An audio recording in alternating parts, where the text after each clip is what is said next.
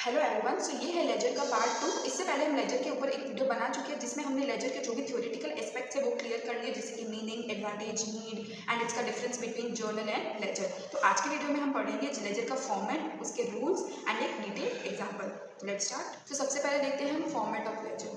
देखो, फॉर्मेट जो लेजर का फॉर्मेट होता है वो दो इक्वल पार्ट्स में डिवाइड होता है। It is divided into two equal parts. Left side को बोलते हैं डेबिट साइड, राइट साइड को बोलते हैं क्रेडिट साइड। ठीक है, इसको टी अकाउंट बोलते हैं बिकॉज ये टी शेप में होते हैं। ठीक है, यहाँ पे हम अकाउंट का नाम लिखते हैं, जैसे कि cash account, machine account, furniture account. Debit side हो गई, ये क्रेडिट साइड हो गई। ठीक है, यहाँ से ये दो पार्ट इक्वल पार्ट में डिवाइड हो गया, left side and right side. Left side होती है debit side and right side होती है क्रेडिट साइड। तो इसके अंदर फोर अकाउंट्स होते हैं ऑन ईच साइड। सबसे पहले होता है date, particular, journal folio, amount, date, particular, journal folio और अमाउंट। डेट में हम डेट लिखते हैं, सबसे पहले ईयर लिख देंगे, हम इस फॉर्मेट में लिखेंगे, Jan 1, May 1, March 1। ठीक है, फिर पर्टिकुलर्स में हम अकाउंट लिखेंगे, कौन सा अकाउंट हम यूज़ हो रहे हैं। ठीक है, अभी हम अच्छे से और क्लियरली समझेंगे, अभी हम सिर्फ फॉर्मेट पे फोकस कर रहे हैं। ठीक है, तो यहाँ पे जो होता है हम टू से लिखते हैं, टू डैश अकाउंट। ठीक है, और यहाँ पे जो लिखते हैं हम बाय डैश अकाउंट। याद रखना, डेबिट साइड में टू, क्रेडिट साइड में बाय। जर्नल फोलियो में हम जर्नल का जो पेज नंबर होता है वो लिखते हैं, हालांकि ये क्वेश्चंस में हम ब्लैंक ही छोड़ते हैं। एंड अमाउंट के कॉलम में इसके रिस्पेक्टिव अमाउंट लिखेंगे। सिमिलरली क्रेडिट साइड में भी हम लिखेंगे डेट, पर्टिकुलर से बाय,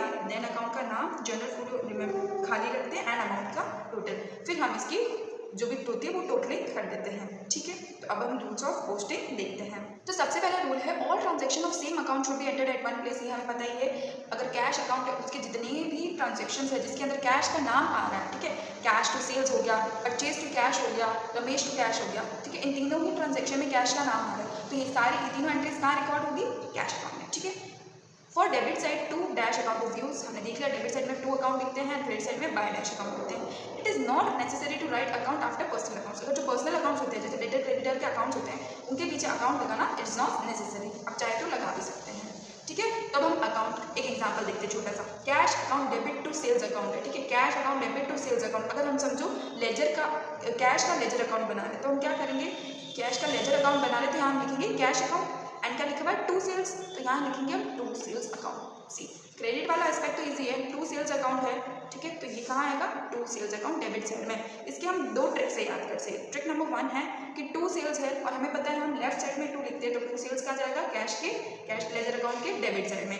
एक और चीज़ हम क्या ध्यान में रख सकते हैं, कैश अकाउंट क्या हो रहा है, डेबिट हो रहा है। ठीक है, कैश अकाउंट हो रहा है डेबिट, तो जब हम इसका लेजर अकाउंट बनाएंगे तो इसके ऑपोजिट में जितने भी नाम होंगे ना वो हम डेबिट में लिखेंगे। क्या बोला मैंने, सबसे पहला चीज़ बोली कि अब हमें देखना है, अगर हम कैश का अकाउंट बना रहे हैं तो इसके अलावा जो अपोजिट साइड में जो भी है क्या है, टू सेल्स अकाउंट। तो टू आया ना, टू हमें पता है डेबिट साइड में आएगा, तो हम टू सेल्स डेबिट में लिख देंगे। ठीक है, अब अगर हम सेल्स का अकाउंट बना रहे हैं तो यहाँ पे टू नहीं है, तो क्या होगा, बाय कैश अकाउंट लिखेंगे। कहाँ लिखेंगे, क्रेडिट साइड में, क्योंकि क्रेडिट साइड में बाय लिखते हैं। एक ये हो गया। दूसरा क्या बोला मैंने, to sales account. Sales account का अगर हमें लेजर अकाउंट बनाना है, यानी ऊपर हम सेल्स अकाउंट लिखेंगे, तो इसके ऑपोजिट साइड में क्या है, कैश अकाउंट। तो कैश अकाउंट हम कहाँ लिखेंगे, डेबिट साइड की क्रेडिट साइड, क्रेडिट साइड। क्यों, सेल्स अकाउंट हम क्रेडिट कर रहे हैं। आई होप आपको ये क्लियर हुआ, अगर नहीं हुआ तो आप फिर से रिवाइंड करके देखिए। In this example to sales account will be written on debit side of cash account. ठीक है, डेबिट साइड में रिकॉर्ड करेंगे हम कैश अकाउंट के, क्योंकि टू आ रहा है and also cash account debit हो रहा है। और बाय कैश अकाउंट लिखेंगे हम credit side of sales account में, दोनों अकाउंट में ऑपोजिट लिखेंगे। ठीक है, समझो ये कैश अकाउंट है तो हम यहाँ लिखेंगे टू सेल्स अकाउंट, और अगर ये सेल्स अकाउंट होता है तो लिखते हैं बाय कैश अकाउंट, दोनों की ऑपोजिट साइड में लिखेंगे। इसी से हम डबल एंट्री सिस्टम कहते हैं। तो हमें क्या याद रखना है, ऑपोजिट अकाउंट सेम अकाउंट। ये चीज़ हम कैसे समझेंगे, देखिए, अगर हमारे पास कंपाउंड एंट्री है, कैश अकाउंट डेबिट हो गया, डिस्काउंट अकाउंट डेबिट हो गया, टू गोपाल अकाउंट, तो अब इसमें कैसे करेंगे। सबसे पहले अगर हम देखते हैं गोपाल अकाउंट बना रहे हैं हम। ठीक है, तो गोपाल अकाउंट बनाएंगे तो सबसे पहले मैंने क्या बोला, इसके ऑपोजिट साइड क्या है, कैश अकाउंट और डिस्काउंट अकाउंट। तो कैश अकाउंट और डिस्काउंट अकाउंट है। ठीक है, तो ये कौन सी साइड में रिकॉर्ड होंगे, क्रेडिट साइड में, क्योंकि गोपाल का हो रहा है, क्रेडिट हो रहा है। बाय कैश अकाउंट लिख देंगे और बाय डिस्काउंट अकाउंट लिख देंगे, और इनके जो अमाउंट होंगे वही लिखेंगे, जैसे 5000 है। ठीक है, तो 5000 bye cash account 5000 and bye discount account 5000। ठीक है, ये हो जाएगा गोपाल के अकाउंट में। अगर हम कैश अकाउंट बना रहे हैं तो कैश अगर लेजर अकाउंट बना रहे हैं तो इसके ऑपोजिट साइड में क्या है, गोपाल अकाउंट। डिस्काउंट नहीं है क्योंकि डिस्काउंट तो डेबिट हो रहा है, टू गोपाल अकाउंट। तो अब कैश अकाउंट का हम जब भी जर्नल बनाएंगे, लेजर बनाएंगे, तो हम क्या लिखेंगे, टू गोपाल। टू कहाँ आता है, डेबिट में, तो टू गोपाल। कैश अकाउंट जो था उसकी अगर हम लेजर बना रहे थे तो हमने लिखा टू गोपाल अकाउंट। अब अमाउंट कौन सा लिखेंगे, यहाँ पे 5000 या फिर यहाँ का 7000। हमने क्या पढ़ा, ऑपोजिट अकाउंट लेकिन सेम अमाउंट 5000। कैश का जो अमाउंट है वो हम लिखेंगे। डिस्काउंट अकाउंट का अगर हम बनाएंगे लेजर, तो डिस्काउंट के ऑपोजिट में क्या है, गोपाल। तो 2 गोपाल है तो 2 गोपाल डेबिट साइड में आ जाएगा। डिस्काउंट का अमाउंट 2000 था तो हम 2000 रिकॉर्ड करेंगे। आई होप आपको ये अच्छे से क्लियर हुआ हो, ये बहुत ही इंपॉर्टेंट एस्पेक्ट है। चलिए अब इसको हम और अच्छे से समझने के लिए एक एंट्रीज का एग्जांपल लेते हैं, ठीक है। सबसे पहले हमने जर्नल लिख दिए तीनों की, जैसे mister A started business with cash 2 lakh, तो इसकी एंट्री हो जाएगी cash account debit to capital account, ठीक है। एंट्रीज तो हमको आती है कैसे हुआ है ये, अगर नहीं आती तो आप जर्नल वाला पार्ट फिर से रिव्यू, जर्नल वाली वीडियो प्लीज रिफर करिए, ठीक है। तो cash account debit to capital account हो गया, ठीक है, क्योंकि कैश आ रहा है और कैपिटल बिकॉज मिस्टर ए ने किया। सेकंड एंट्री क्या है, purchase office business for purchase office furniture for cash 20,000, तो एंट्री हो जाएगी furniture account debit to cash account 20,000। Next is mister A withdraw cash 10,000 for personal use and 5,000 for stationery expense. 10,000 cash जो लिया है वो personal use यानी drawings account debit हो जाएगा 10,000 से और स्टेशनरी अकाउंट डेबिट हो जाएगा 5,000 से, तो टोटल कैश बिजनेस से कितना गया 15,000।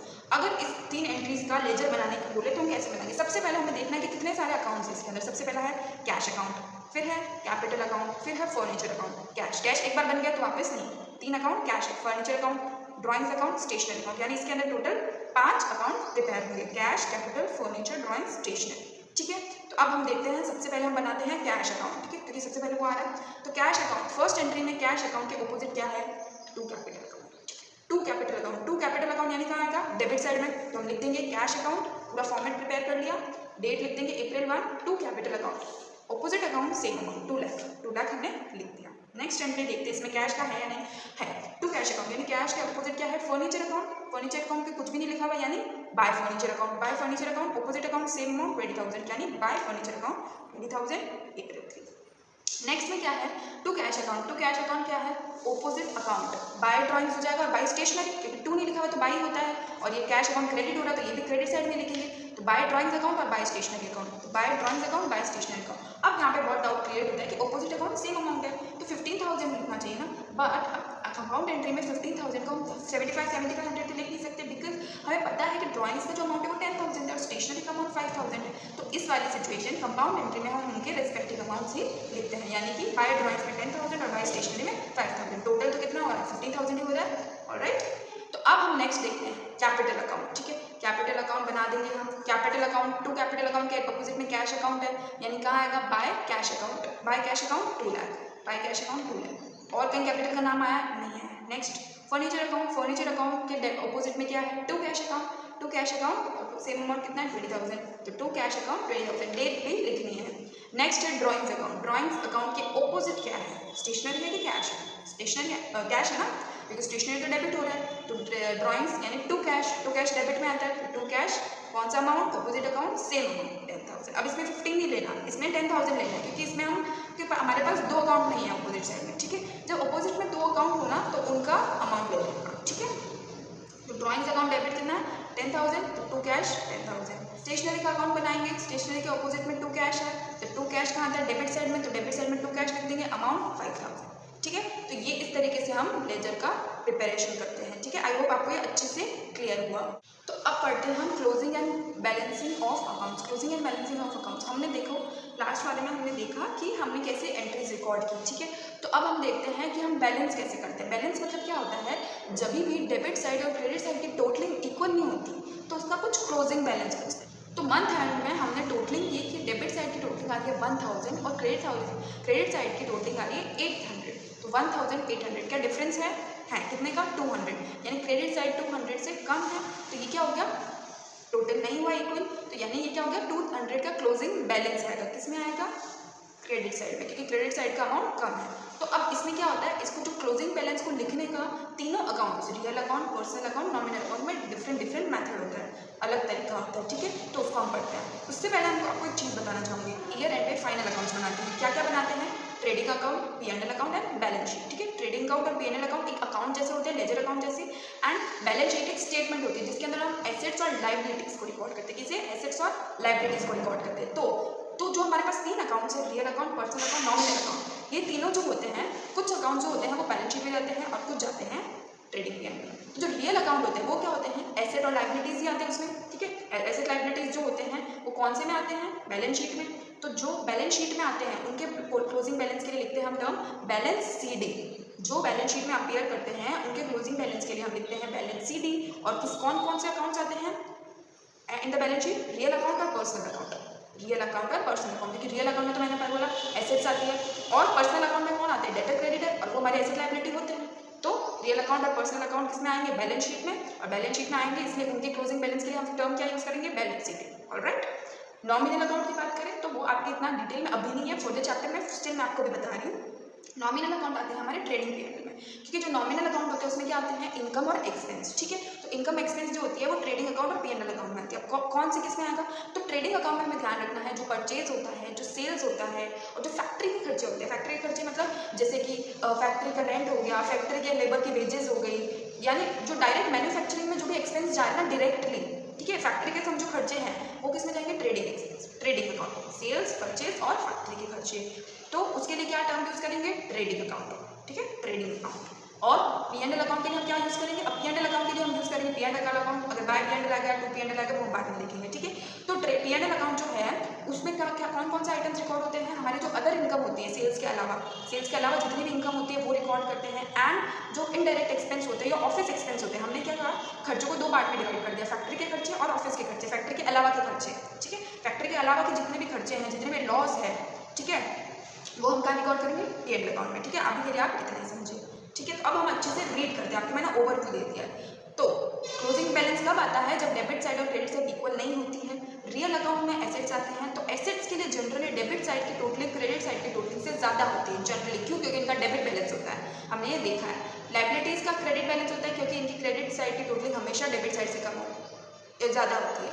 तो एसेट्स की हमेशा डेबिट साइड ज़्यादा आती है, तो इसमें क्या लिखेंगे, बाय बैलेंस शीट, क्योंकि क्रेडिट का शॉर्ट होगा। और लाइबिलिटीज़ में हम लिखेंगे टू बैलेंस शीट, क्योंकि डेबिट में शॉर्ट होगा। पर्सनल अकाउंट की बात करें, डेटर्स क्रेडिटर, डेटर्स भी एसेट है तो इनकी डेबिट साइड ज़्यादा होगी, क्रेडिट साइड, तो हम बाय बैलेंस शीट लिखेंगे क्योंकि क्रेडिट साइड की टोटलिंग कम होगी। क्रेडिटर्स जो है क्रेडिट साइड की टोटलिंग हमारी ज़्यादा होगी, तो क्या लिखेंगे, टू बैलेंस शीट, क्योंकि डेबिट साइड की टोटलिंग कम, तो टू बैलेंस शीट हम डेबिट में लिखेंगे। ठीक है, अब हम देखते हैं नॉमिनल अकाउंट। नॉमिनल अकाउंट में आता है इनकम और एक्सपेंस। तो हमने देखा ट्रेडिंग अकाउंट पीएनएल अकाउंट दो बनते हैं। ट्रेडिंग अकाउंट में sales, purchase, factory expense, direct expense आते हैं। पीएनएल में office expense, indirect expense, other income वगैरह आती है। अब देखो, एक्सपेंस के लिए लिखते हैं हम बाय ट्रेडिंग अकाउंट, और इनकम के लिए लिखेंगे true trading account.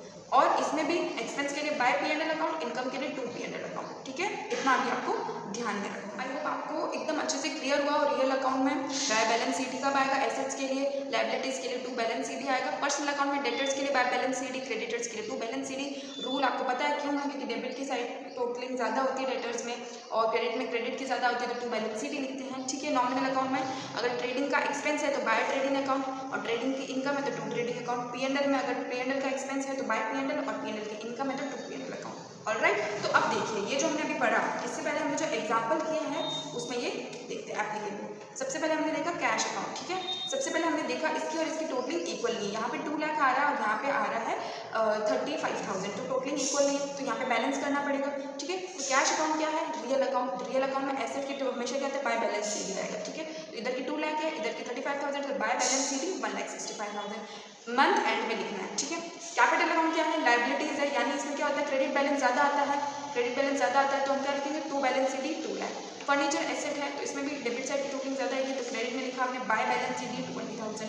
Drawing accounts, देखो ड्राइंग अकाउंट जो होता है ना वो बंद होता है कैपिटल अकाउंट से, क्योंकि जो ड्राइंग का अमाउंट होता है वो कैपिटल में ट्रांसफर होता है। ठीक है, तो ड्राइंग का अमाउंट होता है ना बैलेंस शीट में जाएगा, मतलब इनडायरेक्टली वो बैलेंस शीट में जाता है, लेकिन वो कैपिटल अकाउंट में एडजस्ट हो जाता है।